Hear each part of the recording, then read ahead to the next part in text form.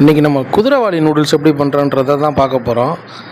கடைகளில் வாங்குகிற நூடுல்ஸ்லாம் பார்த்திங்கன்னா மைதாவில் பண்ணியிருப்பாங்க. அதனால் நம்ம வந்து ஹெல்த்தியாக இருக்காது. குதிரைவாலி நூடுல்ஸ்ன்றது கடைகளிலே விற்கிறாங்க.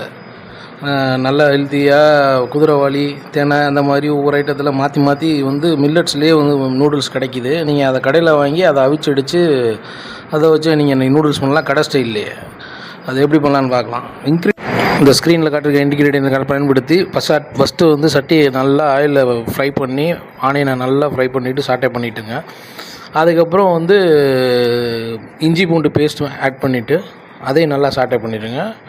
அதுக்கப்புறமா வந்து காய்கறி வெஜ்ஜஸ் கேப்சிகம், கேபேஜ், முட்டைக்கோஸு, குடைமிளகாய், கேரட் 3 ஒன்றா வச்சு நல்லா வதக்கி அதுக்கப்புறமா வந்து முட்டை ஆட் பண்ணி எவ்வளோ குவான்டிட்டி போடுறோமோ அதுக்கு தகுந்த மாதிரி ஒரு முட்டையை நல்லா வந்து ஆட் பண்ணி அதையும் நல்லா கிண்டி முட்டை பொரியலுக்கு கிண்டுவீங்க தெரியுமா, அந்த மாதிரி நல்லா பூத்து வர மாதிரி நல்லா கிண்டி எடுத்துகிட்டு அதுக்கப்புறமா நம்ம இதுக்கு சேர்க்க வேண்டிய மசாலாஸ் எல்லாம் சேர்க்கணும்.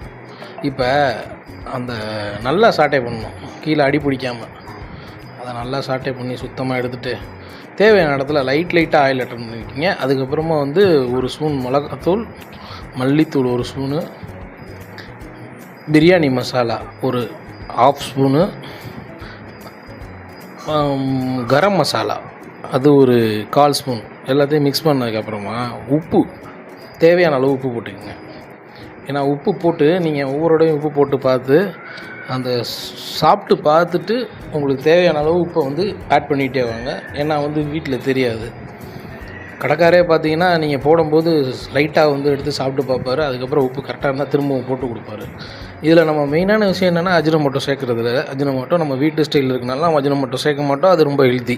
கடையில் வந்து கம்பல்சரி டேஸ்ட்டுக்காக அஜினோமோட்டோ சேர்ப்பாங்க. அதுக்கப்புறம் அந்த குதிரைவாலி நூடுல்ஸ் வந்து நீங்கள் தேவையான அளவு அவிச்சு வச்சுருப்பீங்கள்ல, அதாவது அவிக்கும்போது அது எப்படி அவிக்கிறதுனா, நீங்கள் தண்ணி வந்து நல்லா தண்ணியை வந்து ஹாட் வாட்டரை நல்லா பாயில் பண்ணிவிட்டு அதில் கொஞ்சோண்டு எண்ணெய் ஊற்றி அதில் நல்லா கொதி வந்தோடனே இந்த குதிரைவாலி நூடுல்ஸை போட்டு அதை லைட்டாக நூடுல்ஸ் வெந்து வர்றத ஒரே ஒரு நூடுல்ஸ் எடுத்திங்கன்னா லேசாக அமுக்குனிங்கன்னா லைட்டாக கட் ஆகும். அவ்வளோதான். அதுதான் பாயில்டு கண்டிஷன்.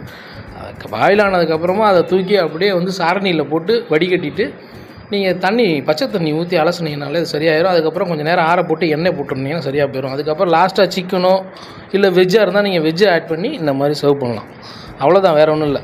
நீங்கள் இனிமேல் வந்து குதிரைவாலி நூடுல்ஸ் சாப்பிட்லாம் ஹெல்த்தியாக வீட்லேயே. கடையில் வாங்கி